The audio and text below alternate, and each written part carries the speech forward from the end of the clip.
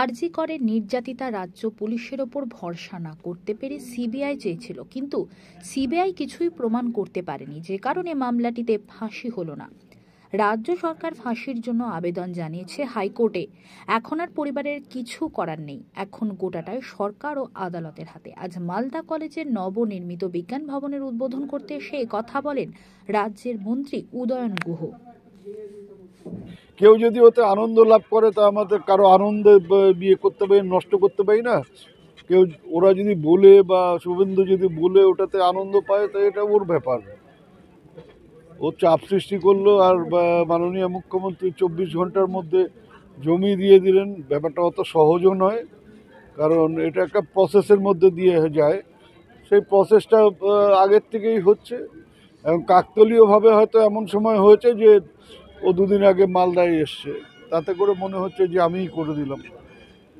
বলছে ফাঁসি চাই না। এখন পরিবার কেন চায় না, পরিবার কিসের জন্য চায় না, সেটা পরিবারের লোকেরা বলতে পারবে।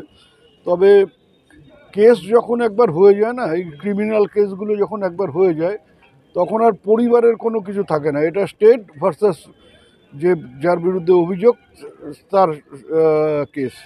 সেখানে পরিবারের কোনো বলার কিছু থাকে না। আমি কি চাইছি না চাইছি বা কি আমার প্রয়োজন, সেটা তার কথার কোনো মূল্য থাকে না।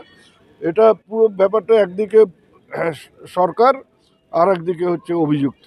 পরিবারকে কি প্রভোগ করা হচ্ছে কোনো জায়গা থেকে, কি মনে হয়? এটা পরিবারের লোকেরা বলতে হবে, কারণ ওনারা বিভিন্ন সময় বিভিন্ন কথা বলেছেন। ওনারাই সিবিআই দাবি করেছিলেন, রাজ্য পুলিশের উপর ভরসা রাখতে পারেননি, এবং তার ফলে সিবিআই হয়েছে। কোর্টের তত্ত্বাবধানে এটা তদন্ত হয়েছে। তারপরে সিবিআই এমন কোনো কিছু কোর্টে প্রডিউস করতে পারেনি যে এর সাথে অন্য কেউ জড়িত, সেটা তারা তুলে দিতে ধরতে পারেনি। এবং কেসটা করে মানে বিরলের মধ্যে বিরলতম, এটাও সিবিআই প্রমাণ করতে পারেনি, ফলে ফাঁসি হয়নি, যাবজ্জীবন হয়েছে। এখন রাজ্য সরকার এবং সিবিআই তারা অ্যাপিল করেছে যে ফাঁসির জন্য। দেখা যাক ওটা নিয়ে কি হয়।